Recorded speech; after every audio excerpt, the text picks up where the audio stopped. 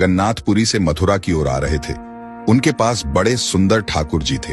वे संत उन ठाकुर जी को हमेशा साथ ही लिए रहते थे और बड़े प्रेम से उनकी पूजा अर्चना कर लाड लड़ाया करते थे। ट्रेन से यात्रा करते समय बाबा ने ठाकुर जी को अपने बगल की सीट पर रख दिया और अन्य संतों के साथ हरि चर्चा में मग्न हो गए।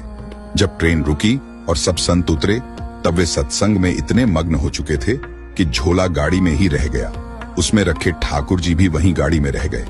संत सत्संग की मस्ती में ऐसा बहे कि ठाकुर जी को साथ लेकर आना ही भूल गए।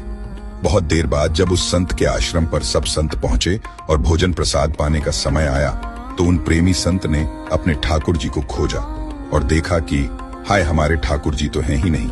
संत बहुत व्याकुल हो गए, बहुत रोने लगे, परंतु ठाकुर जी मिले नहीं। उन्होंने ठाकुर जी के वियोग में अन्न जल लेना स्वीकार नहीं किया। संत बहुत व्याकुल होकर विरह में अपने ठाकुर जी को पुकार कर रोने लगे।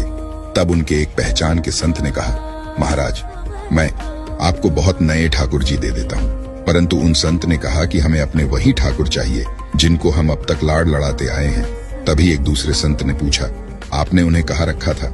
मुझे तो लगता है गाड़ी में ही छूट गए होंगे। एक संत बोले, अब कई घंटे बीत गए हैं, गाड़ी से किसी ने निकाल लिए होंगे और फिर गाड़ी भी बहुत आगे निकल चुकी होगी। इस पर वह संत बोले, मैं स्टेशन मास्टर से बात करना चाहता हूँ वहां जाकर। सब संत उन महात्मा को लेकर स्टेशन पहुंचे। स्टेशन मास्टर से मिले और ठाकुर जी के गुम होने की शिकायत करने लगे। उन्होंने पूछा कि कौन सी गाड़ी में आप बैठकर आए थे।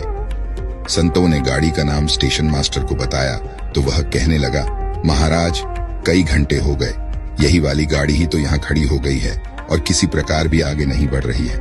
न कोई खराबी है और न अन्य कोई दिक्कत। कई सारे इंजीनियर सब कुछ चेक कर चुके हैं, परंतु कोई खराबी दिखती ही नहीं। महात्मा जी बोले, अभी आगे बढ़ेगी, मेरे बिना मेरे प्यारे कहीं और कैसे चले जाएंगे। वे महात्मा ट्रेन के डिब्बे के अंदर गए और ठाकुर जी वहीं रखे हुए थे जहां महात्मा ने उन्हें पधराया था।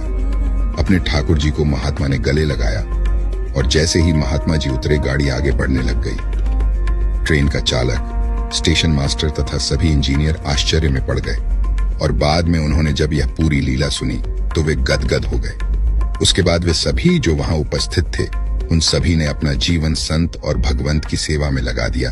भक्तों, भगवान जी भी खुद कहते हैं ना, भक्त जहां ममपक धरे तहां धरूं में हाथ, सदा संग लाग्यो फिरूं, कभू न छोड़ू साथ।